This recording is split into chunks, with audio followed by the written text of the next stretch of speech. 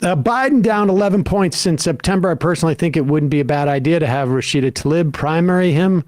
National Movement Against Genocide and funding to a government whose people enjoy universal health care. Again, this is too much to ask Rashida Tlaib to do right now. It'd be nice if somebody else ran, though. And, like, because it's like, what if Biden just dies? Like, where this party at? People act like we're preserving democracy. They're so afraid because there's terror that, like somebody else should be running for president right now, Pritzker or somebody. I mean, that's all right. Let's have this conversation. I mean, that is the dilemma. I got to say, like, I go back and forth every day but you know, before we even engage in this, I don't know that there's anything that can be done to dislodge Biden from the candidacy, and we can have a conversation about like whether that would be wise or not. But at the end of the day, it's like one guy's decision, and until he drops out, every presidential hopeful is calculating, I'm better off waiting 4 years. Yeah. Right. I mean, like, and this is a decision I was saying that DeSantis should have made when he got into the race. Is like, why are you doing this now? Because, you know, you may be there if Donald Trump dies or goes to, but you have to enter into it. Nobody's going to enter in to run against Biden because they don't want to be responsible for Biden losing the election, because every time there is a primary, and B, they're like, 2028, there's not going to be incumbent. Yeah, and that's the calculation. I mean, this conversation should have been had months ago, or if Biden was going to make the decision, it should have happened months ago. But then at the same time, we couldn't have foreseen October 7th and the insane, Israeli mass killings in Gaza during that period. But there's still time, and LBJ decided because of Vietnam, like, he's not going to run. That's what Biden should do now, especially because he was saying it during the actual campaign that, you know what, I actually won't run for a second term. He shouldn't, and he's probably going to. Put up this polling, because this is the problem. There's two sets of polls, but let's go through this. And I mean, I vacillate back and forth in terms of this, and. This is the second poll that we've had in a row. I don't know, the numbers aren't exactly the same, but the dynamic is where we see the swing states.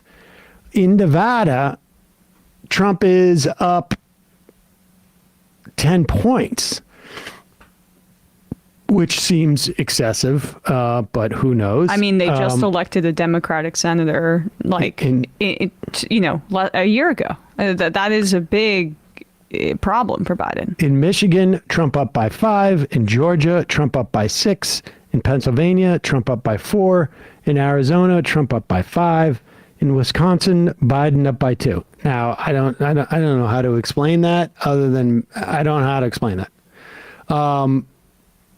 And here is the other poll that is getting compared to it. These are actually juxtaposed by Intermedium. I can never pronounce. Ad ingermentum. If Joe Biden were not the Democratic nominee, do you think you would definitely vote for the Democratic candidate? 30% of registered voters said that. Probably vote for the Democratic candidate, 18%. So you get 48%. Those numbers are reflected across the board in the states, more or less, almost identical. Those 5 states. Would you probably vote or definitely vote for Donald Trump? That number is 40%. So it's the inverse, essentially, in those states. If it was a generic Democrat. The problem is that you can't run a generic Democrat, and you can't just sort of like have them appear on the ballot. It has to be a person, obviously, who has a name and a record and a profile, and you need to get to the point where they can get on the ballot and everything that happens in there. And I don't know. I don't know if the power of the incumbency versus the, how a nominee would get to be, because you would have people who would be like, why isn't Kamala Harris the nominee? And I think a lot of people don't want Kamala Harris, don't feel like she's up to the job. Not just as a function of vice president, but, she, in her campaign to run for president, didn't really express a deep sort of like commitment to much, it seems to me, but other people's mileage will vary. And that being the point, they will be like, well, how doesn't she automatically not become the nominee? It's not inconceivable that the reason why why Biden isn't stepping down, like he sort of suggested he might, could be because he was concerned, like, she's not ready to be president. Maybe she'll never be ready. I don't know. This is speculation on my part. And I think it's informed speculation based on some of the opinions that have been leaked about her team and her right. And they abilities. may not know. Biden may not be able to assess it. Who knows? But the primary itself, to the extent that you can have one, we are like 2 months out from deadlines to be on the ballot in at least 3 or 4 states, something like that. More than likely, it would.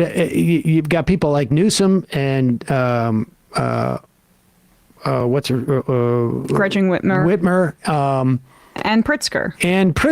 I don't know, arguably folks like Shapiro in Pennsylvania, maybe, I don't know. But Pritzker is the only one who can come in and say, okay, I've got $3 billion and I'm going to spend, $100 million and get on the ballot everywhere. I'm not going to have to fundraise. I'm just going to go out and hire people and worry about the excitement later. And that's, I think, why we should just quickly show this Axelrod tweet. This is interesting that Emma picked this up because of your huge fandom for David Axelrod. Oh, true. You always follow David Axelrod all the time. How do you remember that I secretly was an Axelrod fan at 14? Is that true? Yes. No, I had no idea. I was, when I was an Obama fangirl, but those days are behind me now. So obviously Axelrod is deeply connected with the Democratic Party machine in Illinois and in Chicago, right? Now, him saying this here. Well, here, read it out so that people can hear. This is a huge thing for him to publicly say. It's very late to change horses. A lot will happen in the next year that no one can predict, and Biden's team says his resolve is to run his firm. He's defied CW before, conventional wisdom, but this will send tremors of doubt through the party, not bedwetting, but legitimate concern. The president of the United States is justly proud of his accomplishments. Trump is a dangerous, unhinged demagogue whose brazen disdain for the rules, norms, laws, and institutions or democracy should be disqualifying. But the stakes of miscalculation here are too dramatic to ignore. Only Joe Biden can make this decision. If he continues to run, he will be the nominee of the Democratic Party. What he needs to decide is whether that is wise, whether it's in his best interest or the country's, which is him saying it's not wise. And we have a very well-funded candidate waiting in Chicago that's in the wings and is charismatic and popular in his state. Well, to be clear, if you frame the question as it being whether it's in his best interest or the country's, it's not, it's an interesting framing, because you could say, like, are they making the right calculation?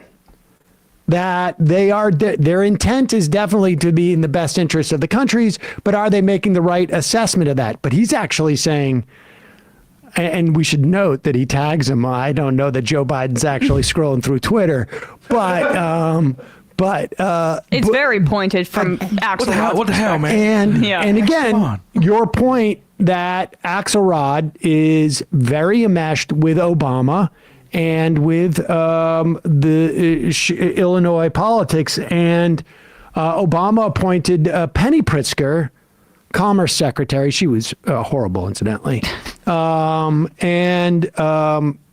her brother, governor in Illinois, has not gotten bad marks from sort of like, certainly, he's certainly like, slightly to the more progressive side of Joe Biden in the context of Illinois. But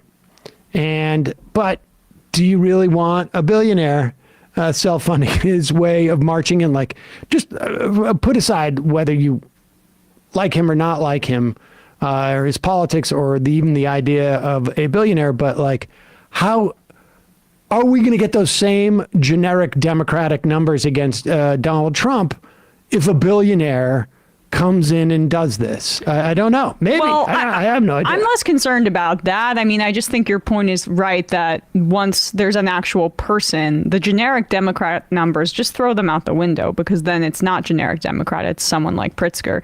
What Pritzker has going for him is he's charismatic, he's younger, he can start a campaign as quickly as possible. He'll have people like Axelrod in his corner, right? But what he doesn't have is like, I saw some dire numbers right now in terms of favorability for Biden. I don't have them in front of me right now. Favorability for Biden with black Democrats or black voters right now. That number was like, you were like 60% or something like that. I'm going through my Twitter likes. But that seems to be really, really low. But maybe it's possible. I mean, that seems... it was Ryan Strick who tweeted it out. Dang it. You have it? Bradley's pulling it out. But the question there is like, then what does it look like too when you're passing over the first black female vice president in the country? Okay, so here we go. ABC Ipsos. Biden favorability rating among black Americans down to just 49%. And ABC Ipsos 49%. That just seems hard to believe. But it's possible. I mean, it's possible. Why is it hard to believe? I mean, just because black folk tend to be, black folk got Joe Biden the presidency. Yeah. And that's a very low number, but it could be. I do think that there's a kind of widening understanding of support for, Israel's bombing campaign as being a bit of a racist project. And more voices are speaking out about it as well. And he was just saying stuff like, yeah, we're going to do something on police reform. That never happens. Yeah. Like, he just talks shit. Yeah, right. And this detached conversation we've had about the economy, it's like, can we let the economy be good for more than 8 months before we say like everyone should fall in line behind Biden for it? As everyone goes back to paying student loans, guess which communities that impacts more? Right. Like, without a doubt. And, we should say that you also got to remember, like, people are really beginning to feel the impact of, we got job numbers slowing. We've got people feeling the impact of all of the benefits that came during that era of COVID now have basically expired. Like you say, student debt is bills are coming in. More people cut off from Medicaid. The actual, the economy as by, sort of like projections and measures like that are, is good, and the inflation bump is, the rate of inflation has stopped, but a lot of those prices got locked in. Even in certain instances where real wages may have surpassed it, I think the real thing is like rents are just so high. Housing is so expensive right now. There's a couple other commodities I think that are really expensive that are crushing people, and we're still coming out of the wake of COVID. That's the thing. All these people were being like, called essential workers and getting a greater sense, as Jane McAlevey said, dignity that they should be able to demand as the people who make the economy run. Yeah. Plus, the fact is that you turn on the television and the world looks like it's going to hell, and it very well may be. And, that may or may not be Joe Biden's fault, but that's who you blame. And let's be clear, too, one of the top concerns is his age and his mental acuity. That is the refrain that you hear time and time again. Well, that's the biggest thing, I think, is the way where all those things get into that bucket. So you can't even fall behind the charisma of somebody like, when things were still bad in 2012 of Obama, where he's able to galvanize Just be people cooler than Romney. on the Billy pulpit and be like, yeah, exactly. So it's just...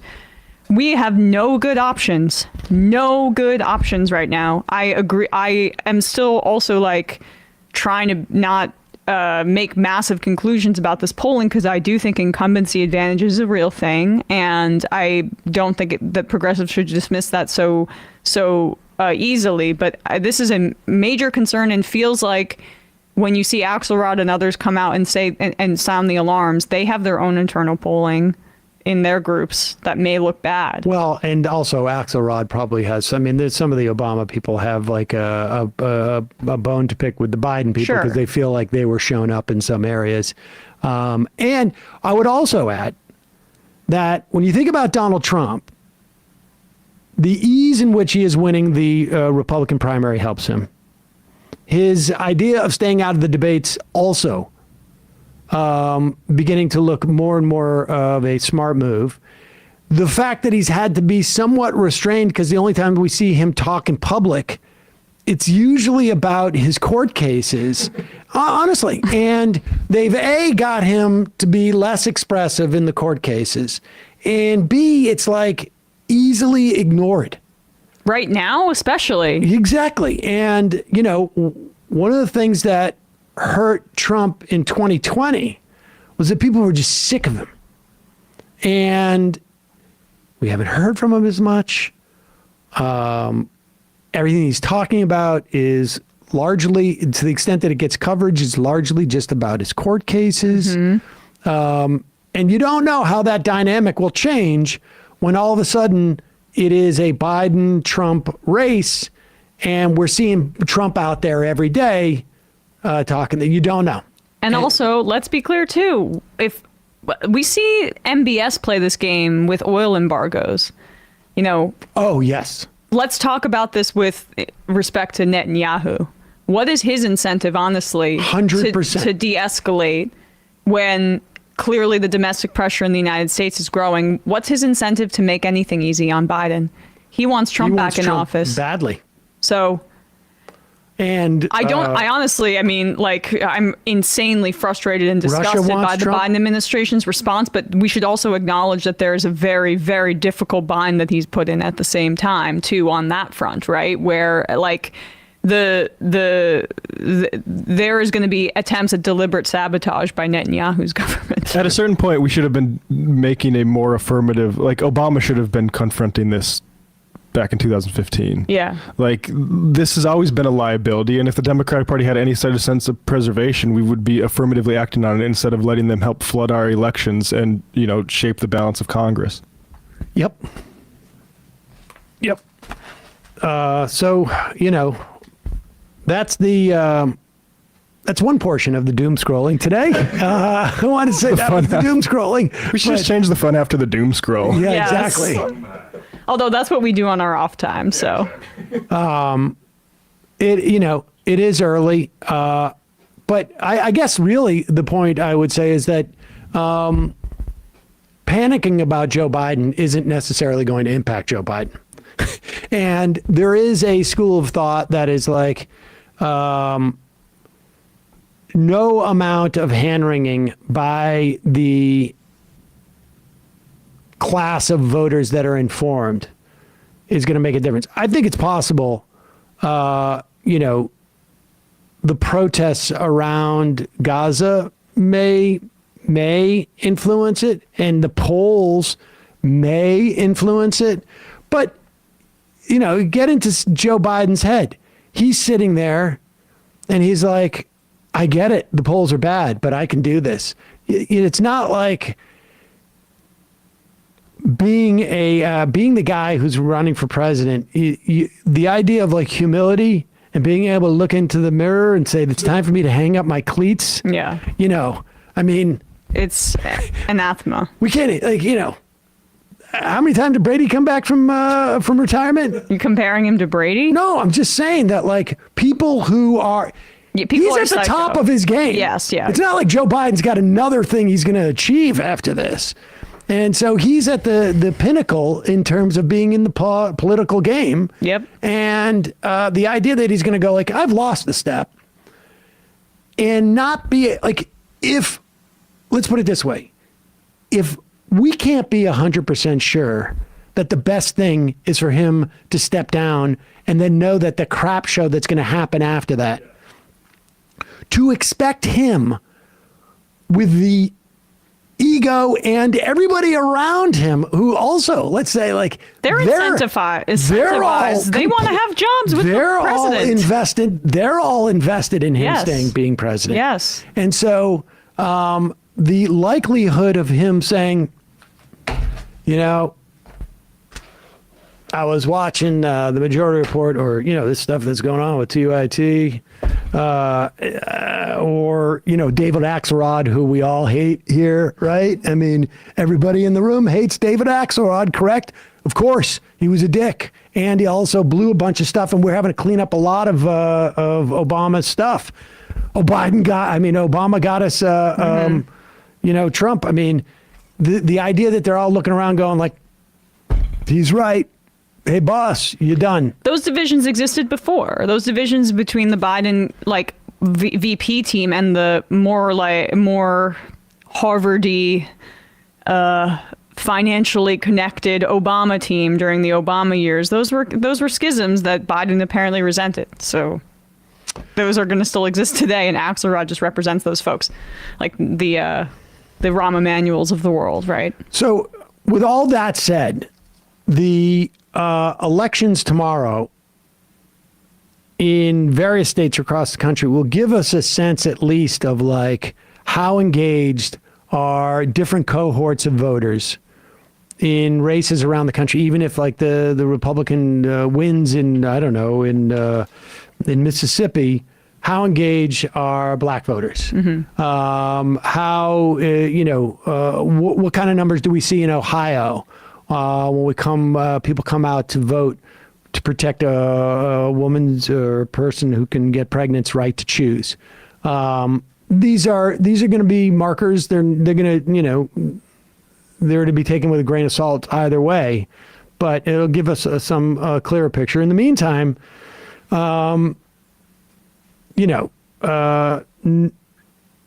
this doesn't in any way, I think it shouldn't in any way change people's sense of, like, whether I should go out to protest against Biden's support for Israel in this instance, or whether one should even, like, you know, when you read in the Washington Post, like, the Biden administration is very frustrated. They don't understand why Netanyahu's not listening to us. We've tried nothing, and nothing's working. Exactly. I mean, we can't do anything, but we're also having a gag order on the word ceasefire for all but one senator. Right. God, it's incredible that is still just Durbin. Yeah, I'm surprised. It's embarrassing for Bernie Sanders. It's embarrassing for Bernie. I couldn't watch that. I watched that without the sound off, and it's just depressing.